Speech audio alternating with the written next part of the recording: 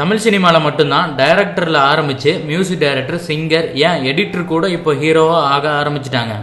அப்படி விஜய் டிவியில் லொல்லு சபாவில் தன்னோட கரியரை சின்ன ரோலில் ஸ்டார்ட் பண்ணி படிப்படியாக மேலே வந்து மன்மதன் படத்தில் காமெடி ரோலில் அறிமுகமானார் சந்தானம். இந்த ஜென்ரேஷன் காமெடினா சின்ன பசங்க, இளைஞர்கள் மத்தியில் இடம் பிடிக்க ஆரம்பித்தார்.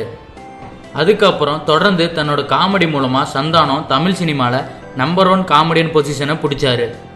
பெரிய ஹீரோக்களும் சரி, சின்ன ஹீரோக்களும் சரி, தன்னோட காமெடியை வச்சே மார்க்கெட் பண்ணி சில ஹீரோக்கள் இருக்கிறத பார்த்த சந்தானம் ஏன் நாமளே ஹீரோ ஆகக்கூடாதுன்னு யோசிச்சாரு.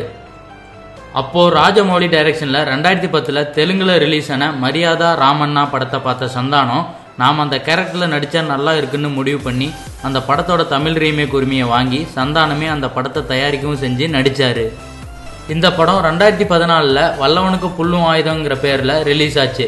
இந்த படத்துக்காக ஜிம்முக்கெல்லாம் போய் உடம்பெல்லாம் குறைச்சி ஹீரோவாக ஆயிருப்பார் நம்ம சந்தானம். இதை பார்த்த சக ஹீரோக்களே ஆச்சரியப்பட ஆரம்பிச்சிட்டாங்க.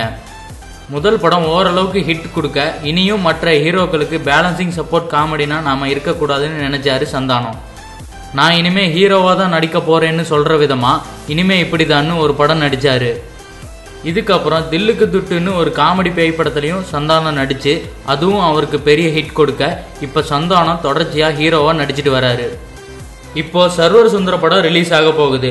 அடுத்ததாக தன்னோட காமெடி ட்ராக்கை சுத்தமாக கைவிட்டுட்டு செல்வராகன் இயக்கத்தில் ஒரு சீரியஸான ரோலில் நடிக்க போகிறதா சொல்லியிருக்காரு சந்தானம்.